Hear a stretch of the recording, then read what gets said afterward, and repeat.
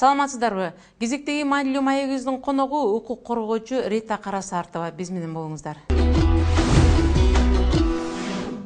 Саламатсызбы, Рита айым? Мына биздин бүгүн бир нече президенттикке талапкерлерибиз өздөрүнүн кандидатураларын коюшуп, ат жарышка түштү десек да болот. Анткени бүгүнкү күндөн баштап эл аларды президенттик орунга талапкер катары көрүшүп, кылган иштерин, жасаган жумуштары жөнүндө маалыматтарды топтоп жатышат десек болот. Бүгүнкү биздин маанилүү маегибиздин негизги темасы өлкөдөгү саясий абалга баа берүү. Сиз ушул укук коргоочу катары жана коомдук жаран катары биздин бүгүнкү өлкөдөгү саясий абалга баа берип кетсеңиз. Эми ар бир шайлоонун алдында негизи саясий абал кичине курчуш керек. Бул кадимки эле көрүнүш да. Бирок Кыргызстанда ушу бир шайлоодон экинчи шайлоого чейин эле жашайбыз деген мындай жаман көрүнүш бар да. Биз бир жасап аткан ишти шайлоодон кийин да улап кетебиз деген ушундай бир узак мөөнөттүү бир ой жүгүртүү деген жок да. Ушул шайлоодо эмне кылсак, эмки шайлоого чейин эптеп кармалсак, анан дагы бирөөгө кошомат кылып кийинки шайлоонун учурунда дагы бирөөгө илинсек деп, биздин бүт жашообуздун баары, мамлекеттик программалардын баары ушу шайлоого багытталган да. Сонун мамлекеттик токтомдор бар. Эмне ишке ашырбай турасыздар десейчи, эми алдыдагы шайлоо бүткөндөн кийин деп ушинтип отурушат да. Бул жаман нерсе. Жалпы азыркы шайлоонун алдындагы курчуп аткан абалга кошомат болуп мындай туура эмес көрүнүштөр кандай болуп атат? Биринчиден, бул массалык маалымат кызматтарга коюлуп аткан баягы дуарыздар миллиондоп коюп атат силер, президенттин аброюна шек келтирдиңер деген. Анысы аз келгенсип укук коргоочуларды менин мойнума миллион, 4-6 миллион Чолпон Идиновна Жакуповага ушинтип ошондо укук коргоочуларга коюлуп аткан айыптар президентке, анан КСДП партиясынын эмесин аброюна шек келтирдиңер деп. Андан сырткары үчүнчү баягы курчуп турган жагдай бул ушундай чоң саясий күчтөрдүн лидерлери 10-20 жылдан бери ушундай лидер болуп жүргөн кишилерди камалышы. Бул дагы кандай бир саясий абалды курчуткандай көрсөтүп турат. Ушул нерсенин үстүндө бүгүн биз шайлоого даярданып атабыз. Бул анча жакшы көрүнүш эмес да. Сиз жогоруда айтып кеттиңиз, жанагы көрүнүктүү адамдардын көп жылдан бери саясаттын казанында кайнап жүргөн жоопко тартылышы деп. Мен ушул укук коргоочуларды кийинки күндө эки тарабын көрөм да. Бир тарабы булардын жанагы биздин жөнөкөй жарандардын, жоозу кээ бир учурда күнөөсүз жерден күнөөлүү болуп түрмөгө кесилип кеткен жарандардын укугун коргогон тараптары мага абдан жагат. Ал эми кээ бир тарапта сиздер ошолор менен катарлаш эле биздин өлкөгө, мамлекетке, элдин казынасына зыян келтирген жарандарыбыздын дагы укугун коргогон учурларыңыздарды көп байкайм да. Ошол учурда сиздер ошол жарандын эмне зыян келтирди, чындыгында эле күнөөлүү, ал чын эле ушул элдин казынасына кол салды беле деген тарабын карайсыздарбы же ал жагына маани бербейсиздерби? Ал жагы сөзсүз түрдө каралат. Анан мындай нерсе бар да. Эмне үчүн кээ бир кишилерди дароо эле кармагандан кийин камап коюшат? Анткени себеби мыйзам боюнча бул киши баягы элдин арасында жүрсө зыян кылып коюшу мүмкүн. Мисалы, бирөөнү өлтүргөн киши болсо аны дароо камаш керек деген маселе да. Экинчиден, мамлекеттен качып кете турган болсо аны камаш керек. Үчүнчүдөн, боштондукта жүргөндө ал ушул нерсеге таасирин тийгизе турган деп туруп камаш керек деген маселе бар да. Эгер ушул нерселер болбосо, анда жанагы маселени боштондукта жүрүп деле сотко барып, сотто мынакей далилдердин баары бар деп туруп, анан ушунча зыян келтириптирсиң, момунча айып пул төлөп бересиң, мынакей Нариман Тюлеевди канча деген айып пулду төлөттүрдү, же сен аны төлөбөсөң, анда сен момунча күн түрмөдө отурушуң керек десе, анда ошол баягы мыйзамдын чегинде деген ошол болот да.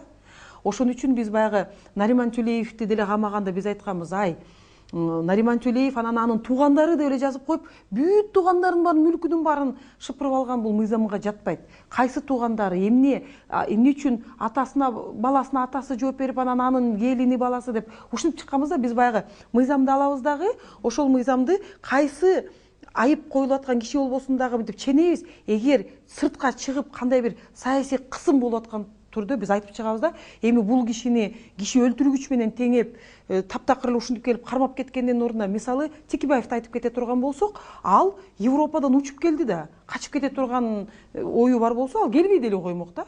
Келди, мен көрсөтмөнү берейин, аркы орке деп туруп, ошон үчүн ошончолук катуу кармап, ушундай и башка жагын биз деле көрөбүз бийликтен.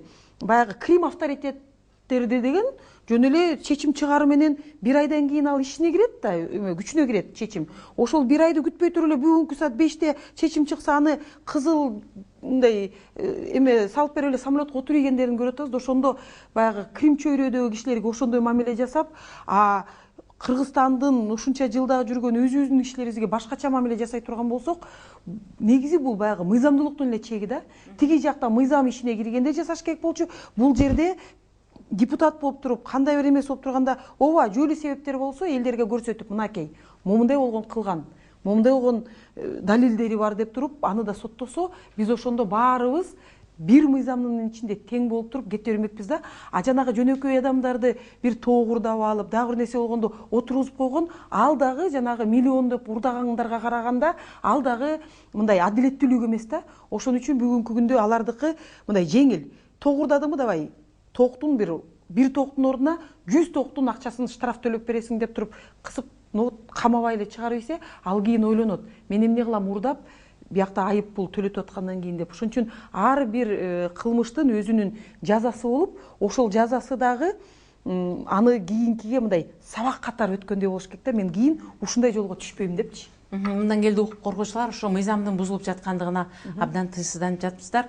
Сиз жогоруда айтып кеттиңиз, атасы баласына, баласы атасына кылмыш үчүн жооп бербейт деп.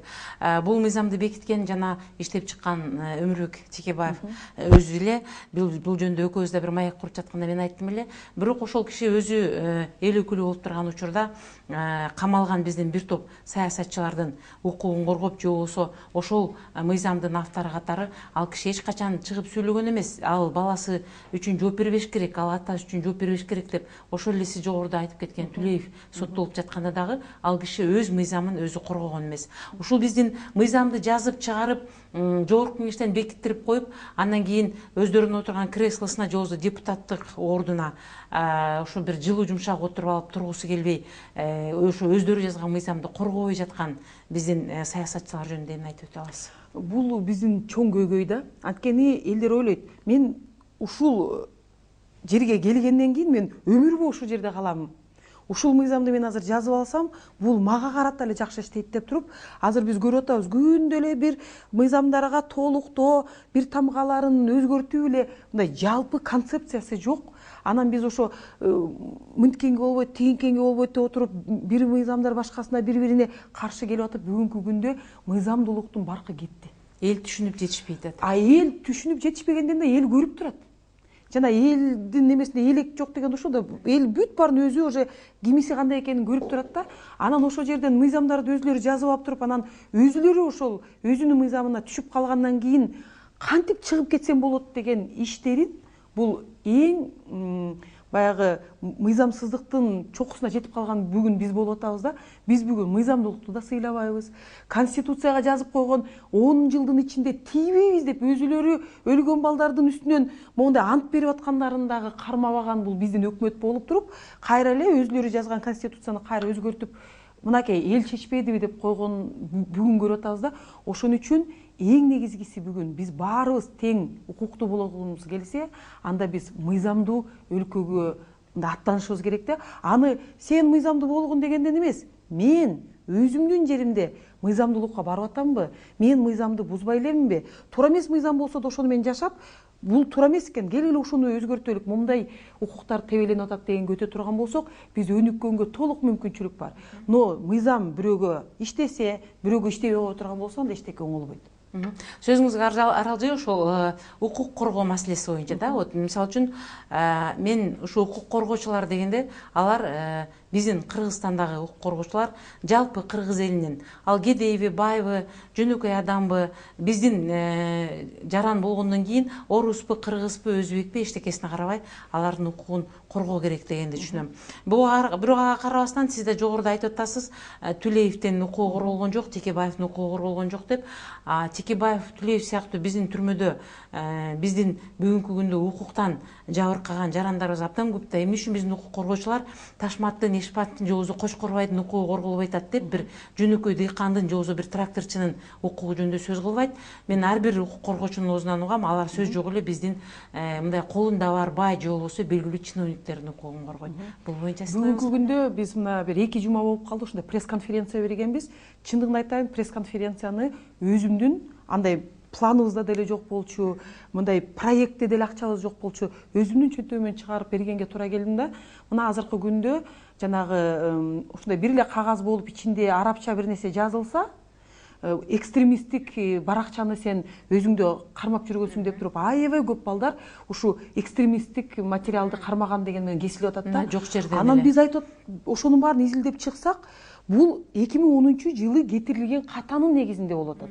Ал катаны 2016-жылы уже өзгөрттү.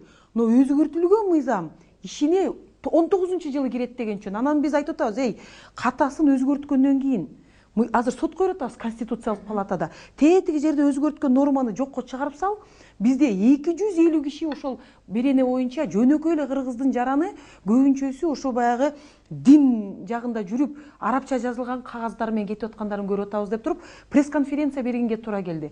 Даже ошо жабыркагандарды чакырсам, алар да коркуп калганда, макул деп айтып коюп, пресс-конференцияга келгенде адвокат эле келди, өзүлөрү ар кайсы себептерден бара албайбыз деп койду. Анткени аларды эртең эле кайра эле ошо коопсуздук кызматы чакырып алып туруп, сен эмне пресс-конференция берип атасың дейт да. Бул сотко жеткизген эле 250. Канчаларынан акча алып туруп, ладно, кете бер деп деле койгондор болуш керек. Ошон үчүн бүгүнкү күндө ошондой пресс-конференцияларды беребиз. Күндө сотторго чуркайбыз, бирөөлөр ажырашып аткан болот, бирөөлөр зомбулукка кабылгандар болот, бирөөлөрдүн өлтүрүп кеткендер болот. Ошентип алардыкын баягы күндө эле телевизорго чыгып айта бергенден эмеси жок болуп калат да, мааниси жок болот. Но бирок ар бир случайды биз сайтка илип коебуз. Коом чекит KG деген, ал жерге соттордун чечимине чейин илип коебуз дагы. Анан ушундай жагдайларда бул соттун карачы, ушуну карабай туруп, момундай соттоп атат деп туруп, баягы окшош иштерди талдап туруп, эмне үчүн сот бир мыйзамдын ичинде 2 кишиге 2 ачакей чечимдерди чыгарып атат деп сайтка жазып туруп отурабыз. Соттун фамилиясын жазабыз, чечимин илип коебуз. Ошондон улам соттор мындай тартынып, эртең тиги шүмшүк кара сартоо илип койбосун деп тартынып, анан элдерге дагы мындай мыйзам чегинде чечим чыгарып бергенге аракеттенет да.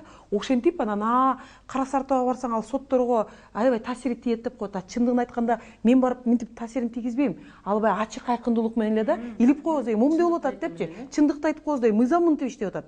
Мындай жагдайларын алып келип атат да, мындай чечим болуп атат. Бул эмне деген шумдук деп. Ошон үчүн бүгүнкү күндө баягы жөнөкөй киши ат башыдан бул тигинден тигил деп кээ бирде биз айтып калабыз. Мынакей 82 квадратный метр жерди алган үчүн 3 жылга кесилип кетти. Ошол эле жумгалда 250 гектар жерди алып алган киши соттолгондо жок, жерин да бербей атат деп айтып коюп өтө жүрөбүз деп баягы мындай салыштырмалуу айтып кете беребиз да. Биздин мыйзам бир болгондон кийин эмне үчүн жөнөкөй кишиге мынтип кесип салды дагы, колунда бар, аркасында прокурорлор турган кишилер такыр даже жазасын албайт деп ушундай нерселерди айтып келебиз да. Но бирок баягы телевиденияга чыкканда биздин аттуу баштуу кишилер жөнүндө сүйлөп атканды көбүрөөк көрсөтүп калат. Жөнөкөй кишилердикин баягы атайын эле журналисттик изилдөө кылганда эле көрсөтүп койбосо, ал дагы көп кишилердин мындай көңүлүн бурбайт да. Көп кишилер айтат, өзүмдүн башыма түшмөйүнчө ушунчалык мыйзамсыздык бир чекке жеткенибизди эми билип атам депчи. Көп кишилер ойлойт, эмне эле ушул бакылдап чыгып эле кыйкырып жүрөт, жөнөкөй эле жашабайбы депчи.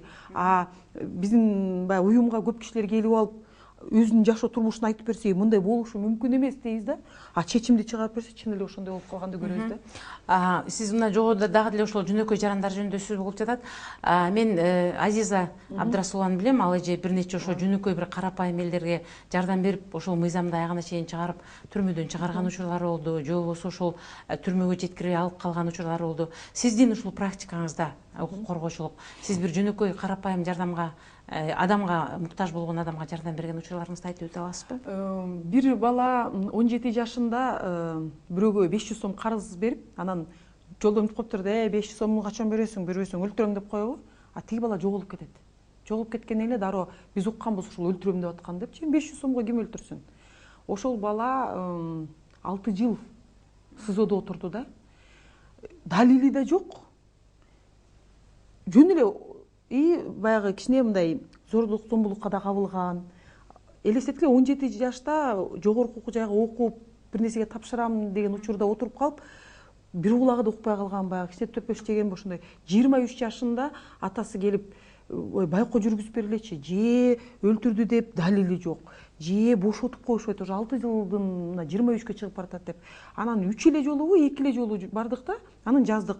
Мындай деле далили жок экен. Өлтүрдү деген баягы мамлекеттик прокурор айтыш керек да, мына могу далилдин негизинде бул өлтүрдү деп айтып атабыз деп. Андай эчтекеси жок болгондугунан бир 2-3 жолу эле залдан баягы далилденген жок деп туруп ал баланы чыгарып кетишкен да.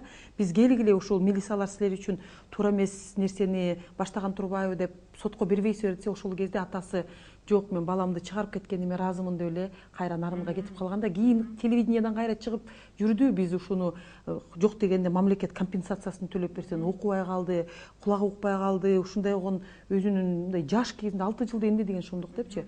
Ошондой көп нерселер бар. Анан биз мындай ушуга жардам бердик деп деле кээ бирде соттон жакшы чечимди алып алып деле кетип калышат. Рахматты деле айтпай элечи, биз деле ал жөнүндө деле айтылбай эле, анан аркасынан деле биз сая түшпөйбүз да. Но бирок мындай маселелер бар да, мисалы чоң имараттарды эмеден мамлекеттик же муниципалдык менчиктен бирөө алып алган болот да. Анан ошондой мындай коомдук кызыкчылыкты мындай аркалаган кишилер да келет да, мынакей бак кандай болгон бала бакчаны алып коюшуптур деп. Биз документ боюнча бул сага эле таандык деп баягы чечмелеп берип коебуз. Мына Караколдо ипподромду алып койгон бир эле киши. Ошолордун сотуна барып жүрүп, азыркыга чейин соттошуп жүрүшөт, анткени ипподромдун четтеринин баарына уже бир топ мындай имараттарды салып ишкен болчу да. Но бирок ошондой коомдук иштерди да биз барып айтабыз да, бул деген жалпы чоң ипподром боло турган болсо, кантип сен моундай мыйзамды бузуп алып алдың? Же могул жерлер, мына бул мамлекеттин жерлери болчу, кантип сен чыгарып алдың деп. Кайтарылып берилген, Ооба, азыр кайтарылып берилди, но бирок четиндеги мындай салынып кеткен үйлөр боюнча дагы эле соттошуп жүрүшөт да. Жакшы экен. Мына биз сизди бул жакка чакырардын алдында ушу президенттикке талапкер, укук коргоочу Рита Карасартова келет деген маалыматты койгонубузда коомчулуктан да бир топ суроолор келип түшкөн. Алардын арасында мындай көпчүлүк биз анализдеп көргөндө сиздердин эмгек маянаңыздарды каяктан аларыңыздар, негизги эле укук коргоочуларды биздин өкмөт каржылабайт экен, булар ушунчалык күйүп пышып чуркашат, баарын ортого түшөт, жана жогорудагы эле сөздөр чоңдор камалып кетсе аябай чуркашат дейт. Ошол учурда буларды кимдер каржылайт деп суроо келген экен. Анын ылдый жагындагы элдердин пикирин билсек, алар бардыгы бул ООНдун проектиси, булар ООНго кызмат кылат. Ал эми чет Европанын биздин Кыргызстанга болгон мамилеси бул элди бөлүп жаруу жана биздин Кыргызстандын салт санаасын, үрп адатын, биздин улуулугубузду жок кылуу деген мааниде иштешет деген ойлорун жазышыптыр. Бул боюнча мүмкүн алар туура эмес түшүнүп жатышат. Сиз өзүңүздүн оюңузду билдирип коюңуз. Бүгүнкү күндө биз мына мен ачылганыма 6 жыл болду. Ага чейин мугалим болуп эле иштеген, мугалимдик бир 14 000, 12 000 айлык майна менен эле укук коргоочу болгонубузга 6 жыл болду. Жакында ошо биздин коопсуздук кызматы, ага деле эми укугу жок, но бирок биздин бүт банковский счеттордон канча акча келип, каяктан келип, каяка кетип атканын бүт баарын алып кетишти да. Азыркы күнгө чейин канча акча түшүп аткандарын баарын карашат. Ооба, биздин долбоорлорубуз кээ бирде дүйнөлүк банк болот, кээ бирде дагы бир швейцарский бир проекттер болот. 20 000 доллар боло турган болсо, ошону бир жылга биз проект жазабыз дагы. Ошол 20 000 доллардын ичинде, мына мисалы азыркы иштеп турган бир проектимде 7 областтан бир-бирден балдарым бар. Алар сотко барып чуркашат. Сотто баягы барып берчи сотума деген кишилердин процессине барышат, жазышат, эмне болгонун илип турушат. Ошолордун 300 доллардан эле айлыгы санашсын, 7 бала 300 доллардан канча болот? Анан бир жылда айлыгы канча болот?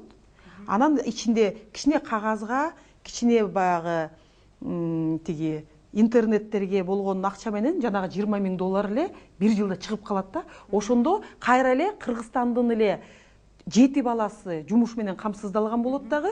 Жада калса менин өзүмдүн офисим дагы бир дагы мындай ижара эмес да, өзүмдүн зданиямды жөн эле берип эле 0 тыйын менен иштетебиз да, ага ижара дагы албайбыз.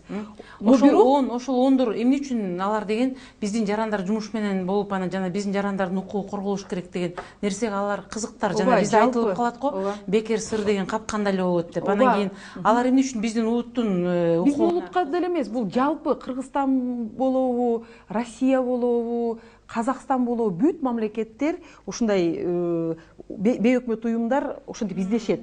Бирок Казакстанда мамлекеттик дагы ошондой гранттар бар. Алар өзлөрү да таркатат. Биздин мамлекетте андай акча жок. Но бирок элдер дагы билип кетиш керек, бул деген бийликтин таркаткан маалыматы.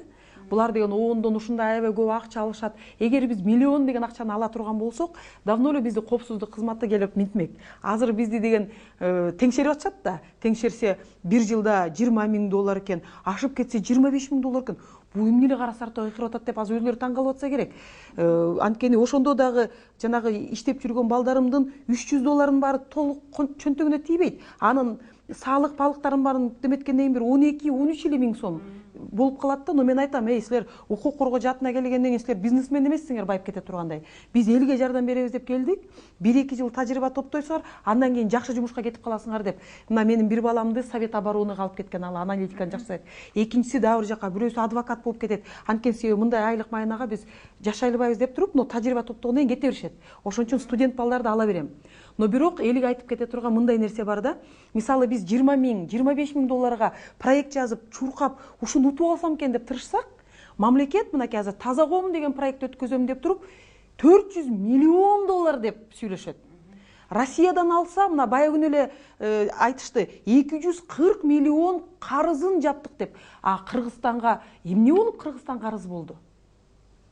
Ошол маселе. Ошондо жок, көптөн келе караткан, биз түшүнбөйбүз эмне карыз экен. Бизге алар баягыда да бир жолу 350 миллионуңарды кечкенбиз деди. Мында да кечтик деп айтты. Ошол акча каяка келген? Азыр мынакей, мисалы салык кызматын автоматташтыруу деп туруп $5 миллион алышкан. Сот системасын автоматташтыруу деп туруп $5 миллион алышкан. Азыр $400 миллион, $5 миллион деген эле мен чалкаман кетип аткам. Азыр Таза коом деген проектини мынакей азыркы өкмөт ишке ашырам деп атат дагы, $400 миллион дегенди эметсеңиздер, мындай машиналарга салсаңыздар. Түз гранттан бая күнү канча миллиард деген грант алып турабыз. Анын баары каяка кетип атат деген маселе. Башка мамлекеттерде албай эле. Ошондо эл сапатташ керек да. Мына ар бир алган акчабыз бул чын эле эгемендүүлүккө доо кетирүү.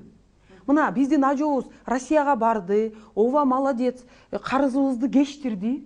Эртеси эле күнү Кыргыздын жигиттери Сирияга барып согушка катышып тажрыйба топтогонго биз деген келишим түздүк деп жазып атат. Көрдүңөрбү? Биздин карызыбызды эч качан эч ким жөн так маалымат жок эмес. Биздин жок, бул жерде мындай. Бул Сирияга Кыргызстандын барар жөнүндө так маалымат жок. Ал жөнүндө биздикилер Темир Жумакадыровду айтты, бул жөнүндө сүйлөшүү болуп атат деп. Ал жөн эле оозду көптүрүп сүйлөбөйт, бул Совет оборонунун чоңу. Андан сырткары дагы бирөөлөр айтты, алардын оозунан уже сүйлөшүү жүрүп атат деген үчүн, значит ошол жөнүндө кеп болуп атат. Биздики мындай, биринчи маалыматты акырын ыргытат элге. Эл унчукпай койсо, элге жакты, кеттик деп коет. Эч кандай, биз деген Кыргызстан кичинекейбиз.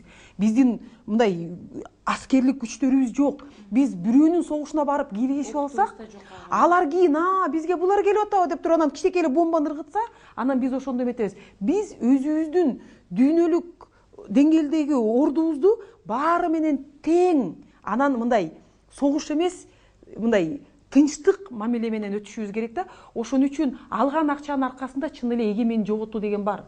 Но эң көп акча алып аткан бүгүнкү күндө бул биздин мамлекет. Алар деген жолду деле салып атат Кытайдын кредитине, ТЭЦтерди деле миллион деп алып алы. Мына бая күнү жазып атышат, канча миллиард деген проектинин 80%-ын биз энергетикага алып турубуз деп. Энергетикабыздын эмнеси? Макул эми датка кеминди салышты, ТЭЦти оңдошту. Но бирок бир Кытай компаниясы 200 миллионго оңдоп берем деп келди, Семей деп. TBA 400 миллион деп айтты. Биздин мамлекет 400 миллионду эч кандай тендерге койбой туруп эле ушул утат деп койду дагы. Эмне үчүн 200 миллион берем деген компания 27 биздикиндей ТЭЦти оңдогон экен. TBA биринчи жолу Кыргызстанга оңдоп атыптыр. Мына биздин тандоо ушунда да, биз кымбатын, тажрыйбасы жокту тандайбыз дагы, жол куруучуларды деле ошондой тандайбыз. бүт жерден өзүбүздүн баягы кызыкчылыгыбыз. Эч качан кыргыз оңолбойт могу жерибизди тазаламайынча. Кыргызстандан бери биз өзүбүз көчмөн калкпыз. Көчмөн калкты эмнеси менен айырма? Биз жанагы төөгө же атка жүктөгөн боз үйүбүз, мүлкүбүз ошонун үстүндө эле жүктүү. Биз боягыбызды тойдурушубуз керек да. Биз үй салышыбыз керек, баламны, небереме чейин дүнүйөсүн баарын куруп бериш керек деп чуркап атышат да жанагы атка минерлер. Ошонубузду токтотпоюнча эч качан кыргыз оңолбойт. Эч качан баягы түпкүлүктүү, кыракы, данышман кыргыз эли эч качан түптөлбөйт. Биз бүгүнкү күндө баарыбыз бийлик, байлыкта эле чуркап калган кезибиз да.